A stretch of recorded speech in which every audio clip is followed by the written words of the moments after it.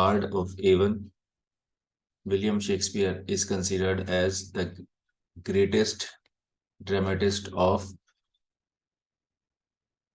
Elizabethan age, not only of England but of whole Europe. Greatest dramatist of Elizabethan age. ठीक है, अब यहाँ पर इसको इनको स्टार्ट करने से पहले एक पॉइंट आपको बता दे रहा हूँ कि कई बार पूछता है father of English drama. Note कर लेना इस पॉइंट को, एग्जाम्स में पूछा है 2-3 बार। फादर ऑफ इंग्लिश ड्रामा में हम देखते हैं कि कई बार ये क्या पूछते हैं, इस पे शेक्सपियर भी ऑप्शन में होते हैं और क्रिस्टोफर मार्लो भी। तो इसका जो आंसर होगा वो क्रिस्टोफर मार्लो होते हैं ना, क्योंकि क्रिस्टोफर मार्लो पहले आ गए थे और उन्होंने इंग्लिश ड्रामा को में ब्लैंक वर्स को स्टार्ट किया था। और सबसे इम्पोर्टेंट बात की, यूनिवर्सिटी बिट्स के हेड भी थे। तो फादर ऑफ इंग्लिश ड्रामा में ये बहुत ही स्टार्टिंग में पॉइंट क्लियर कर दे रहा हूँ कि क्रिस्टोफर मार्लो को कहा जाता है, शेक्सपियर को नहीं। वेरी वेरी इंपॉर्टेंट, जनरली कोई भी लिख देगा शेक्सपियर। ठीक है, एलटी में आया हुआ क्वेश्चन है ये, और ज्यादातर 90% बच्चे गलत कर देते हैं, वो लगता है Shakespeare. Shakespeare greatest play writer Elizabethan age का, मगर फादर नहीं है। ठीक है, चलिए आगे बढ़ जाते हैं। तो विलियम शेक्सपियर पर अगर हम बात करें गाइस, तो William Shakespeare born in April 1564 and he passed away in the year 1616. Okay, so Stratford upon Avon, and died also in the on the place called as Stratford upon Avon. ठीक है, एपिटैफ, इनका एपिटैफ पूरी class note कर लेगी। क्या है? Good friend for Jesus sake for bear to dig the dust enclosed here and cursed be he that moves my bones. मैंने बताया था कि शेक्सपियर के एरा में it was difficult to get the graveyards because there was always the shortage of graveyards. So keeping that thing in mind, he says that if someone, तो government of England क्या कर देती कि अगर उनको लगता था कि ग्रेवयार्ड में जगह नहीं हो रही है, तो जो डेड बॉडीज थी उनको सी में फेंक देती थी, समुद्र में। तो उसी बात को लेते हुए कहता है कि अगर मैं कर्स करता हूँ, अगर कोई मेरी बोन्स को यहाँ से हिलाएगा। अपना एपिटाफ खुद ही लिखते हैं, ये पहले ही लिख देते हैं। और ठीक है, तो ये शेक्सपियर का एपिटाफ बहुत ही इंपॉर्टेंट है। एपिटाफ आपको पता ही है, इंस्क्रिप्शन ऑन टूम, जब किसी के मरने के बाद उनकी कब्र पर उनको याद करते हुए कुछ लिखा जाए तो उसको हम एपिटाफ कहते हैं। ठीक है, क्लियर हो गया सबको? यहाँ तक का क्लियर है? क्योंकि जो है इंग्लिश नेशनल पोएट के अलावा इनको जो है, मैंने जैसे बोला कि many considered him as the greatest dramatist of all time. और स्ट्रैटफोर्ड अपॉन एवन कहाँ पर है? वारविकशायर में है, इंग्लैंड में।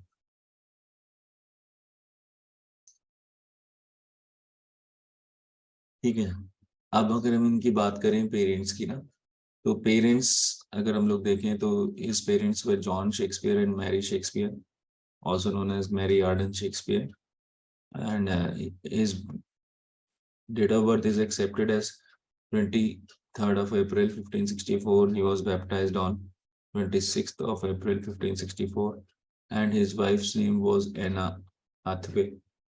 He has 3 children, Susanna, Hamlet, and Judith. Okay, he has 37 plays to his credit, 154 sonnets, and many poems. ठीक है, clear हो गया सबको? फिर अगर हम आगे बढ़े, he died on 23 April 1616 and was buried at Holy Trinity Church in Stratford upon Avon. इनका जो क्रीमेशन ग्राउंड है वो भी नोट कर लेना, होली ट्रिनिटी चर्च। तो he has been credited with coining almost 3,000 words to English language. Estimations of his vocabulary range from 17,000 to dizzying 29,000 words, at least the double the number of words used by the average conversationalist. आप समझ रहे हैं? तो यानी कि Oxford English dictionary में इनके according रफली 3000 वर्ड्स हैं जो इन्होंने ऐड किए हैं, न्यू वर्ड्स कह रहा हूं मैं। तो ऐसे व्यक्ति को क्या कहते हैं? नोट कर लेना, नियोलॉजाइजर। नोट करेंगे पूरी क्लास। NEOLOGIZER, नियोलॉजाइजर। ठीक है, एग्जाम में पूछेंगे। नियोलॉजाइजर का मतलब होता है the one who coins new words. नए शब्दों को क्वाइन करने वाले को हम नियोलॉजाइजर कहते हैं। ठीक है, पूछेगा एग्जाम्स में। बताओ सेकंड ग्रेटेस्ट नियोलॉजाइजर कौन है आफ्टर शेक्सपियर? शेक्सपियर तो ग्रेटेस्ट है, बट इनके बाद दूसरे नंबर पे कौन आता है? Second greatest neologizer. हाँ जी, वेल ट्राइड बेटा, लेकिन Milton is the correct answer. ठीक है बेटा, सारे बच्चे नोट कर लेंगे कि मिल्टन ने सेकंड नंबर पर हैं जिन्होंने सबसे ज्यादा न्यू वर्ड्स कॉइन किए after Shakespeare. Doctor Johnson lexicographer है, इसमें कोई डाउट नहीं है। ठीक है, चलिए आगे बढ़ते हैं। Suicide occurs an unlucky 13 times in his plays. It occurs both in Romeo and Juliet, where they commit suicide, Julius Caesar, where both Cassius and Brutus die by consensual stabbing, as well as Brutus' wife Portia. ठीक है, ये तो कोई दिक्कत नहीं है। Word के बारे में बताया, the longest word in Shakespearean dictionary is honorificabilitudinitatibus. ठीक है, नोट कर लेंगे इस वर्ड को। लव्स लेबर लॉस्ट में ये वर्ड यूज किया था इन्होंने। इसका मतलब होता है इनविंसिबल, ग्लोरियस, ऑनरेबलनेस। इनविंसिबल मतलब जिसको जीता ना जा सके, ग्लोरियस शाही, ऑनरेबलनेस आपको पता ही है। ठीक है, ऑनरेबल से बना ऑनरेबलनेस नाउन बन गया। तो इस वर्ड को नोट कर लेंगे। क्वेश्चंस आएंगे ना, वो किस तरीके से आएंगे? तो वहां पर अगर हम देखें तो जैसे यहाँ पर कहते हैं कि the three plays of Shakespeare are known as problem plays, all well and end wells, measure for measure and Troilus and Cressida. तो बहुत इंपॉर्टेंट लाइन है ये मेरी नजर में, वेरी इंपॉर्टेंट। तो तीन प्ले जो है शेक्सपियर के क्या है जिसमें उन्होंने प्रॉब्लम प्लेस कहा गया है इनको। एक्चुअली अगर आप देखें यहाँ पर कि ये प्रॉब्लम प्लेस वर्ड किसके लिए हम यूज करते हैं? वैसे हम यूज करते हैं जीबी शॉ के लिए। पूरी क्लास ध्यान से सुनेगी। पूरे ब्रिटिश लिटरेचर में अगर हम बात करें तो दो ग्रेटेस्ट ड्रामेटिस्ट हैं, एक तो ऑफ कोर्स शेक्सपियर और दूसरे प्ले राइट में अगर मैं बात करूं तो जीबी शॉ। ठीक है, जॉर्ज बर्नार्ड शॉ, एक आयरिश हैं, 20th century, late 19th early 20th century हम जानते हैं इनको। फिर नोबेल प्राइज भी है 1925 में। तो आर्म्स एंड द मैन वाले और सेंट जॉन वाले जीबी शॉ, पिग्मेलियन वाले।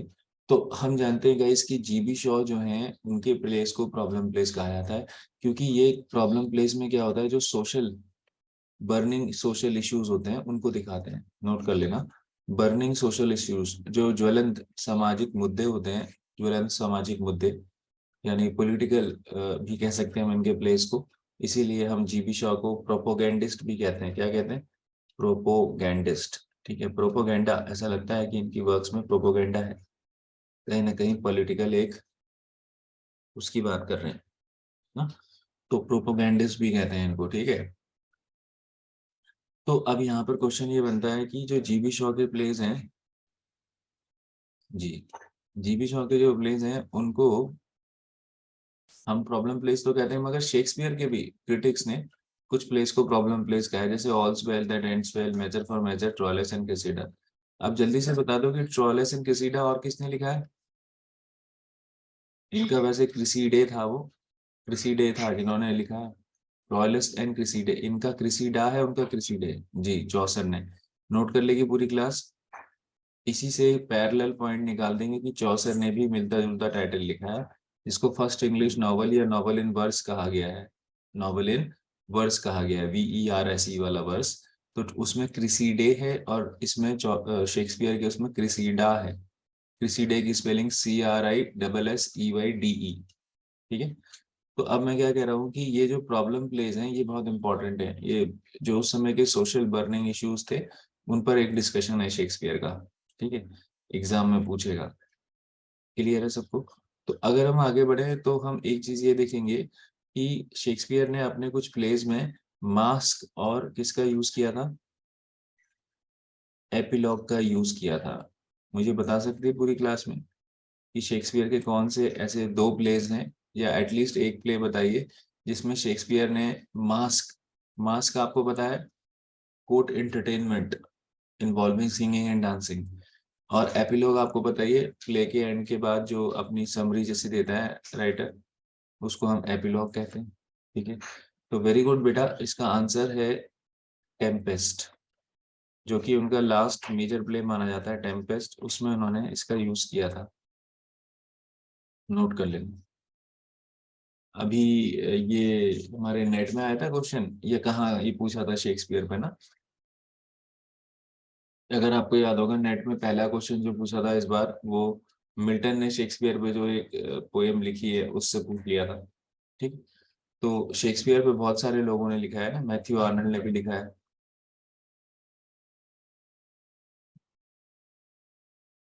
डॉक्टर जॉनसन ने भी लिखा है प्रीफेस टू शेक्सपियर। ठीक। बहुत सारे लोगों ने शेक्सपियर पे क्रिटिसिज्म लिखा है ऑफ कोर्स। चलो देख लेते हैं एक छोटा सा क्वेश्चन चलते चलते। Which romantic poet used to keep a bust of Shakespeare, used to keep a statue of Shakespeare near his bed? Which romantic poet used to keep a statue of Shakespeare near his bed? Yes, Keats, John Keats. ये Shakespeare पे एक और बहुत प्यारा सा question आ गया। ठीक है, जॉन कीट्स। और जॉन कीट्स ने जब नेगेटिव कैपेबिलिटी का अपना कॉन्सेप्ट दिया है, पूरी क्लास नोट कर लेना। नेगेटिव कैपेबिलिटी का जो कॉन्सेप्ट जॉन कीट्स ने इस बार पूछा था, ये बताया भी था मैंने कि जो है ये पूछ लेगा, और वो पूछ लिया था कि नेगेटिव कैपेबिलिटी में उन्होंने किस पोएट का उदाहरण देते हुए दिया है। तो नेगेटिव कैपेबिलिटी में जब वो उदाहरण देते हैं कीट्स कि किस पोएट में दिखाई देती है उनको, तो वो शेक्सपियर का ही जिक्र करते हैं। बहुत इंपॉर्टेंट पॉइंट है। ठीक है, क्लियर हो गया सबको? Negative capability, John Keats. तो अब उसके बाद आगे हम बढ़े तो place performed at the theatre like the globe, उनका जो थिएटर था globe featured unique special effects such as trapdoors, actor lifted with wires, smoke and fire। तो ऑफ कोर्स द ग्लोब में उनकी भी हिस्सेदारी थी ना, शेक्सपियर बाद में हम जानते हैं कि मैनेजर भी बन गए थे, को ओनर थे एक थिएटर के। तो उसी का नाम है द ग्लोब, जिसमें आग भी लगी थी, जिसमें आग लग गई थी और जल गया था द ग्लोब, वही ग्लोब है। ठीक है, क्वेश्चन बनेगा यहाँ से। ठीक। ये देखो यहाँ पर नीचे दिया है, one of the special effects including firing a cannon. Cannon का मतलब क्या होता है? बारूद का गोला। ठीक है, which set fire to the roof.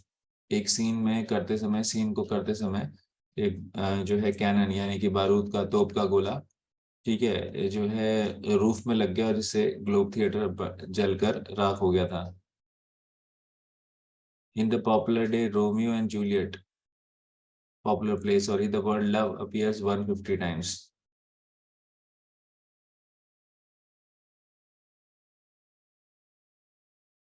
अब देखेंगे यहाँ पर two of Shakespeare plays were written entirely in verse. एक तो है Richard two and King John. Most of his other plays feature prose for half of the text. Note कर लेंगे कि दो प्ले जो हैं शेक्सपियर के कंप्लीटली वर्स में हैं, एक तो रिचर्ड टू और एक किंग जॉन, जो कि हिस्टोरिकल प्ले बारे में है। जब उनकी डेथ हुई तो सबसे पहले बेन जॉनसन ने लिखा था in memory of my beloved Shakespeare. ठीक है, तो उसी से रिलेटेड है कि Shakespeare never edited his own writing. Fellow playwright Ben Jonson said, क्या बोला था उन्होंने? whatsoever he penned he never blotted out a line। blotted का मतलब होता है मिटाना। तो ये बेन जॉनसन ने बोला है, किसमें बोला है? In memory of my beloved Shakespeare.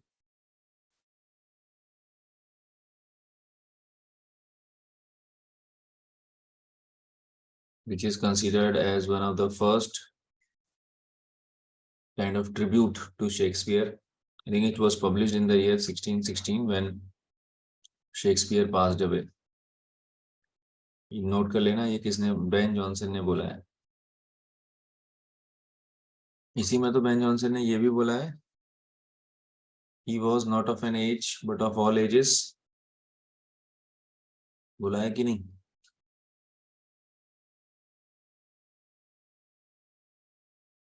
Note कर लेंगे सारे बच्चे।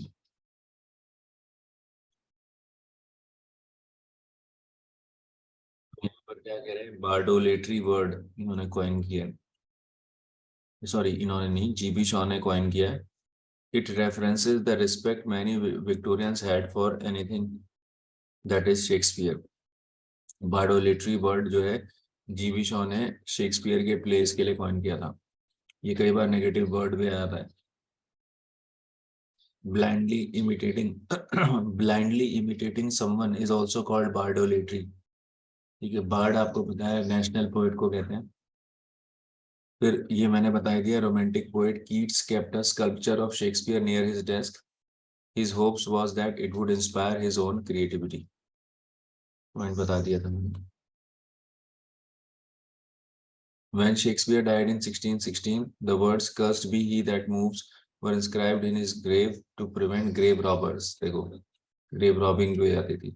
Shakespeare plays at the royal seal of approval both Queen Elizabeth I and James VI of Scotland and one of England। ये जो जेम्स सिक्स है इससे कंफ्यूज नहीं होना है, ये जेम्स वन ऑफ इंग्लैंड ही कहा जाता है। जेम्स वन ऑफ इंग्लैंड को king James six of Scotland भी कहा जाता है। ठीक है, ये दो अलग अलग राजा नहीं है। ध्यान से सुनना सब लोग, मैंने क्या बोला? King James six of Scotland he king James one of England कहे गए हैं। कल को क्वेश्चन बन जाएगा एलटी लेक्चरर में। ठीक है। He would often hire Shakespeare's company to come and perform at the royal court। Plays in Shakespeare times were different to the ones we have today। There were no female actors। ये बहुत important point है। Shakespeare की as में, Elizabethan age में कोई female actress नहीं होती थी। ठीक है, तो बताओ फिर फर्स्ट फीमेल जो है एक्टर कौन सी एज में हमने देखा इंट्रोड्यूस हुई? First female actor was introduced in which age? जी, रेस्टोरेशन एज। इंग्लैंड में क्वेश्चन मेरा था, ध्यान से सुनेंगे, नए बच्चों के लिए इंपॉर्टेंट है। क्वेश्चन था कि फर्स्ट टाइम फीमेल एक्टर का मतलब ये नहीं है कि female actor in the play, female actor in reality. मतलब कि जो, मतलब फीमेल एज एन एक्ट्रेस के भी, ये भी कह सकता हूं मैं। क्वेश्चन थोड़ा सा अगर गलत हो गया तो हम ऐसे भी कह सकते हैं कि first time female as an actress, ऐसे लिख सकते हैं आप, actress appeared on English stage, appeared on English stage। First time female as an actress appeared on English stage, तो कौन सी एज में हम देखते हैं कि ऐसा हुआ? तो आंसर क्या होगा? Restoration age. रेस्टोरेशन एज में female as an actress, properly females कर देना इसको, एज एन एक्ट्रेसेस, एक्ट्रेसेस कर देना। फिर females as an act, as an नहीं आएगा, फिर females as actresses appeared on English stage, it was in restoration age। Restoration age कब से कब तक हुई है भाई? 1660 से 1700 तक। हम देखते हैं 17th सेंचुरी में आएगी रेस्टोरेशन एज, जिसको हम एज ऑफ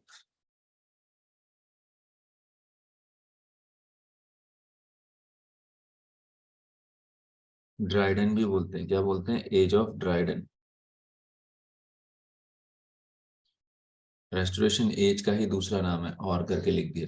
तो रेस्टोरेशन एज में यानी कि 1660 से 1700 के बीच में females were introduced as actresses appearing on English stage. नहीं तो देखो यहाँ पर क्लियर मेंशन है कि जो फीमेल एक्टर्स थे they were not allowed to appear on the stage.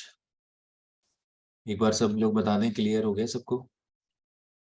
94 Shakespeare's first poems Venus and Adonis, A Rape of Lucrece were published and he dedicated them to his patron Henry Ridgely, जिनको क्या कहा गया, earl of Southampton.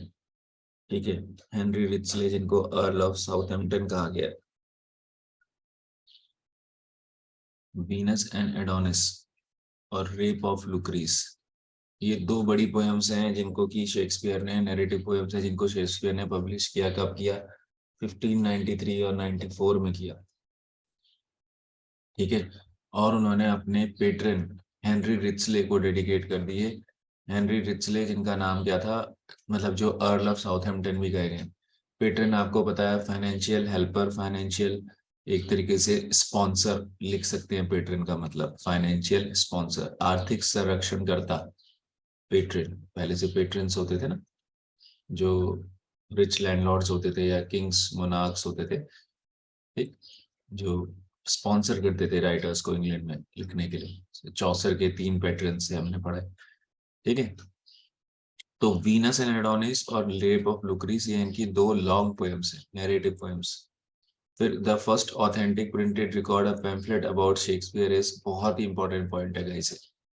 पूरी class specially हमारे new learners ध्यान देंगे कि Shakespeare को क्रिटिसाइज करते हुए ग्रीन ने, जो कि रॉबर्ट ग्रीन है, यूनिवर्सिटी विट है, उन्होंने लिखा था ग्रोट्सवर्थ ऑफ विट, ठीक, published in 1592, in which green, he was one of the university wits who could not endure the, जो इस बात को नहीं सहन कर पाए, endure मतलब सहन करना, could not endure the sudden popularity of Shakespeare, calling him as an upstart crow।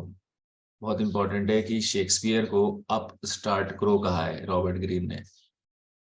ठीक है, एग्जाम्स में आएगा ये। और किस पैम्फलेट में कहा है? ग्रोट्सवर्थ ऑफ विट में कहा है। ग्रोट्सवर्थ ऑफ विट में कहा है शेक्सपियर को अपस्टार्ट क्रो। एग्जाम में आएगा ये क्वेश्चन। एंड अपस्टार्ट क्रो का मतलब वही है जो ऑब्स्टिनेट टाइप का होता है। ऑब्स्टिनेट पता है आपको? ढीठ, ऑब्स्टिनेट, रफ, इसको बोलते हैं। Crow means anyone which has a very shrieking noise, shrieking word use करते हैं, या श्रिल, श्रिल या श्रीक, श्रीक कहते हैं चीखना। ठीक है, जिसकी आवाज में एक चुभन है।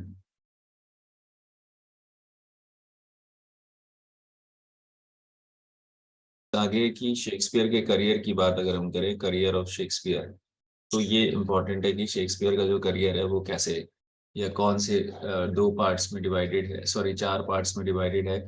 पहला है यूथफुल एक्सपेरिमेंटेशन, दूसरा है सनी कॉमेडीज, तीसरा है पीरियड ऑफ 4 ग्रेट ट्रेजेडीज, और चौथा है रोमांसेस।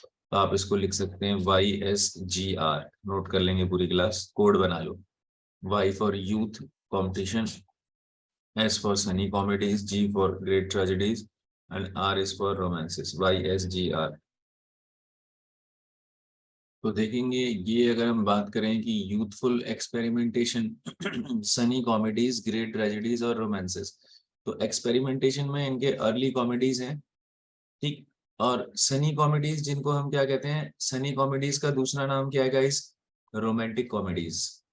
रोमांटिक कॉमेडीज बहुत इंपॉर्टेंट जो है प्लेज हैं शेक्सपियर के, जिसमें हम देखते हैं कि सबसे मेन क्या है कि हैप्पी एंडिंग्स और लव एज अ थीम। 3 चीजें हैं रोमांटिक कॉमेडी में, सारे बच्चे नोट करेंगे क्या क्या पॉइंट्स हैं। देखो रोमांटिक कॉमेडी में मैं यहाँ पर साफ साफ लिख दे रहा हूँ आप लोगों के लिए, सारे बच्चे ध्यान से देख लेंगे। रोमांटिक कॉमेडीज बहुत ही इंपॉर्टेंट पॉइंट है ये, ठीक। तो रोमांटिक कॉमेडीज में यहाँ पर मैं लिख देता हूँ आप लोगों के लिए,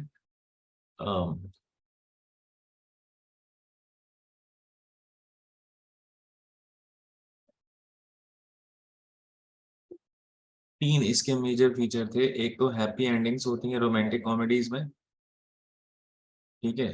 उसके अलावा हम देखते हैं कि love as a recurring theme या love as a central theme है, लव एक सेंट्रल थीम होता है।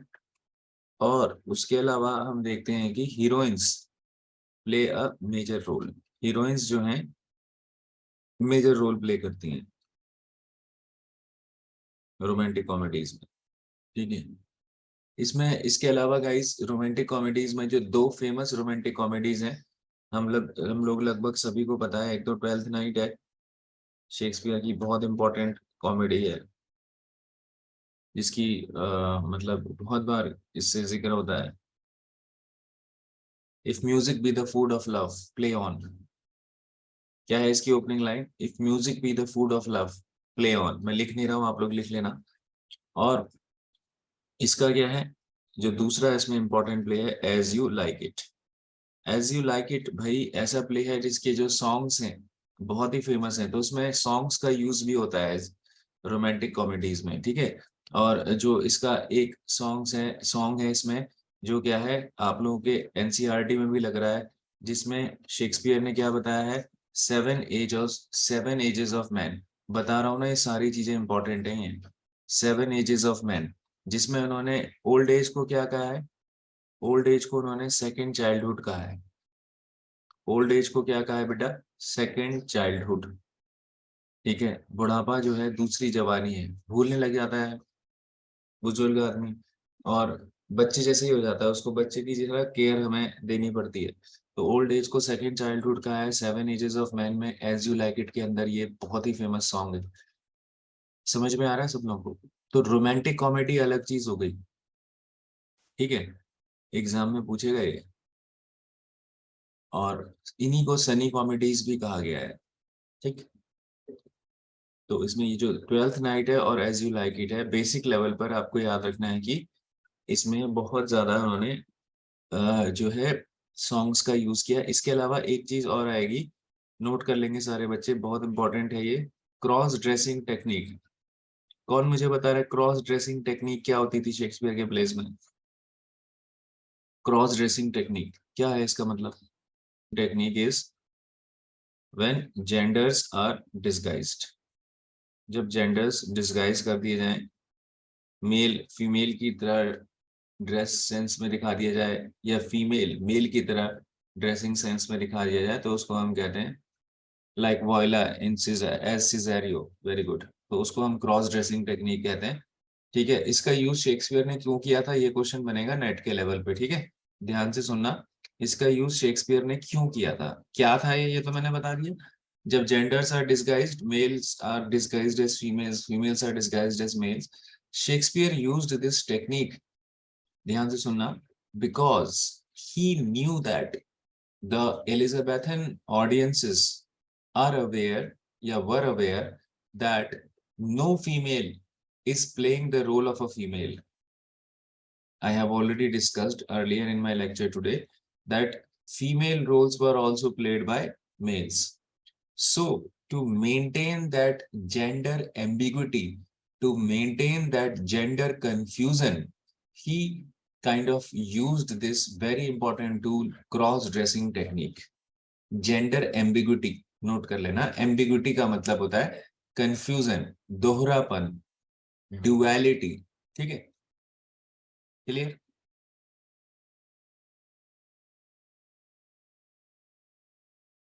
मजा आ रहा है लेक्चर में कुल मिला के?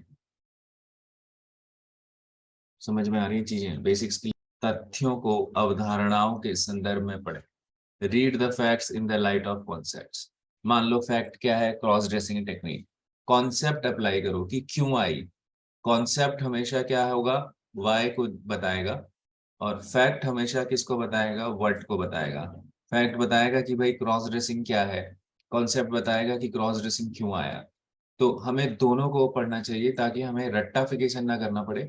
और जब वहाँ एग्जाम में ऑप्शन आए, अगर हमें फैक्ट्स पता होते हैं तो हम क्या करते हैं, चीजों को मेमोराइज ही कर पाते हैं, और मेमोराइज में हम प्रेशर में हो सकता है कि हम उस मेमोराइजेशन को भूल जाएं। लेकिन अगर हमने कॉन्सेप्ट्स पढ़े हैं तो हम वहां पर प्रेशर में एक क्या करते हैं, इंटेलेक्चुअल गैसवर्क करते हैं। क्या करते हैं? इंटेलेक्चुअल गैसवर्क। आप एटलीस्ट चार में से दो ऑप्शंस को निकाल दोगे बाहर, फिर दो ऑप्शन में तो आपका 50% चांस बढ़ गया ना सक्सेस का। चार में से दो ऑप्शन आपने अगर आउट कर दिए तो 50% चांस बढ़ गया कि आप सक्सेस हो जाओगे, ठीक है। तो रादर देन कि आपको हर आंसर पता हो, आपकी कोशिश क्या होनी चाहिए एग्जाम में कि यार चार में से एटलीस्ट मैं दो ऑप्शन को रूल आउट कर दूं, ताकि दो ऑप्शंस में फिर मेरे और मेरी किस्मत के बीच में एक जंग हो। और जैसे कि मैंने कल अपने स्टेटस में डाला है साथियों कि बहुत ही मुझे अच्छी लाइन लगी। हमारे एक सर थे, उनके स्टेटस से मैंने लिया था कि अच्छे रिजल्ट लाने के लिए, और ये बहुत अच्छी बात है, अच्छे रिजल्ट लाने के लिए बातों से नहीं, रातों से लड़ना पड़ता है। अच्छे रिजल्ट लाने के लिए बातों से नहीं, रातों से लड़ना पड़ेगा। तो यही मेरा आज का थॉट है कि हमें अपनी बातों से नहीं, हमें अपनी रातों से लड़ना पड़ेगा, हमें लेट नाइट स्टडी करनी पड़ेगी। मजा आया आपको इस थॉट में? बातों से नहीं, रातों से लड़ना पड़ेगा। ठीक है, तो यानी कि लेट नाइट स्टडी करनी पड़ेगी और खूब मेहनत करनी पड़ेगी। और फिर अगर हम देखेंगे, अभी एमए के पेपर हुए यू के, तो काफी बच्चों के रिस्पॉन्सेज मैंने अलग अलग लिए। तो मैंने ये पाया कि जो बच्चे एक्चुअल में काफी मेहनत करी थी, जिन्होंने एटलीस्ट थोड़ा बहुत टेक्स्ट को समझा था या थोड़ा अपने आंसर्स को प्रिपेयर किया था, तो वो यू में बहुत अच्छा करके आए। तो बातों से नहीं, उन्होंने रातों से लड़ा है। तो मेरे प्यारे साथियों, मैंने आप लोगों के बल्कि जैन टू जून वाले में एक कोटेशन वाला वो भी डाला है शेक्सपियर के। तो उन कोटेशंस में आप देखोगे कि कौन सा आंसर सही है। इसके अलावा शेक्सपियर की पीडीएफ मैंने शेयर करी ही है। तो मेरे ख्याल से आज के लिए ये बहुत ही बेहतरीन सी क्लास हो गई। आई थिंक हम सब मोटिवेटेड हो गए कि हमें अब आगे की लड़ाई और जोश के साथ लड़नी है। और एक चीज मैं हमेशा बोलूंगा कि जब भी आप कोई एग्जाम देते हैं या जब भी आप कोई लंबी लड़ाई करते हैं, लड़ाई का मतलब तैयारी करते हैं, तो आप थोड़ा सा पॉज जरूर लीजिए। पॉज बहुत जरूरी है तैयारी के दौरान, क्योंकि अगर आप नहीं तो बर्न आउट हो जाएंगे। आप लगातार काम करते रहेंगे तो आप खुद को ही एक तरीके से अपने एफर्ट से ही जला देंगे, या एक तरीके से आप खुद ही थक जाएंगे, आप वो हर दिन वो जोश नहीं ला पाएंगे। तो इसीलिए proper rest is also necessary. And at the same time it is our you can say duty as a learner to be very focused, stay consistent, and most importantly be goal driven। आपका goal clear होना चाहिए। ठीक है, तो LT lecture में अगर आप सब लोग साथ देंगे इसी तरह, तो हम लोग और साथियों को भी बता रहे हैं। अभी मैं राजस्थान स्लेट का पेपर सॉल्व कराया है यूट्यूब में, उस वीडियो को पूरा देख डालें और आपके लायक जो जो काम का है वो नोट कर लें। मैंने पहले भी बता के, जो बच्चा मेहनत कर रहा होगा वो सारी चीजों को नोट कर रहा होगा। ठीक है, फिलहाल अभी आप सारी चीजों को नोट जरूर करते रहें। और अभी मैं शायद एक दो दिन में एक और स्लेट का सॉल्यूशन लेकर आ रहा हूँ। इसी बीच स्लेट एक और हुआ है, तो उसका सॉल्यूशन लेकर आ रहा हूँ यूट्यूब में। जल्दी हम धमाका करेंगे एक और। तो आप सब लोगों का बहुत ही अच्छा सा मुझे लव सपोर्ट मिल रहा है, तो इसी लव सपोर्ट को कैरी ऑन करते रहेंगे और अपनी कंसिस्टेंसी को मिस नहीं करेंगे।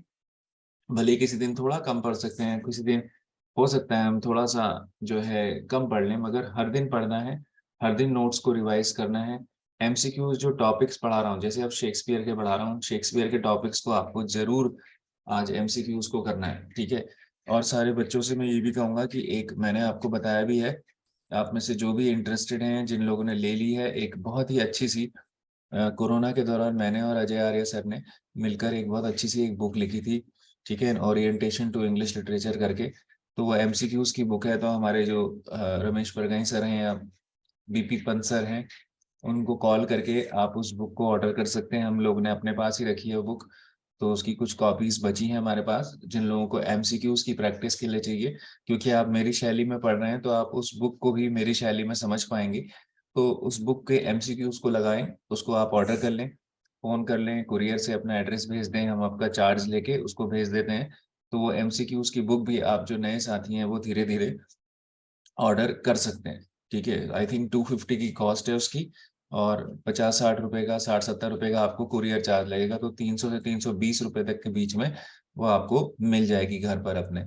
या अगर आपको वैसे चाहिए तो आप किसी से मंगवा सकते हैं।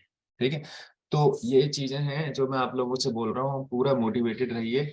मेन क्या है कि जो मैं टॉपिक्स पढ़ा रहा हूँ उन टॉपिक्स को उसी दिन आपने रात को उसकी एमसीक्यूज की प्रैक्टिस करनी है। भले ही बुक नहीं भी है तो आप नेट पे डालो MCQs on Shakespeare, MCQs on Francis Bacon. ठीक है, तो जो भी हम टॉपिक सुबह पढ़ लेते हैं, पूरा दिन है आपके पास, आपको नए टॉपिक्स नहीं पढ़ने, उन्हीं टॉपिक्स को डिटेल में पढ़ना है। ठीक है, so on this good note, let us meet tomorrow. कल मिलते हैं पूरे जोश के साथ। ठीक है, थैंक यू सो मच। और इसी तरह हम लोग की तैयारी जारी रहे। ठीक है, हाँ, और सब लोगों को अष्टमी की बहुत बहुत बधाई। हाँ, एक अलग ही एनर्जी फील कर रहे हैं हम सब लोग आज। तो दुर्गा अष्टमी की बहुत बहुत बधाई और खूब सारी ब्लेसिंग्स। ठीक है। Thank you.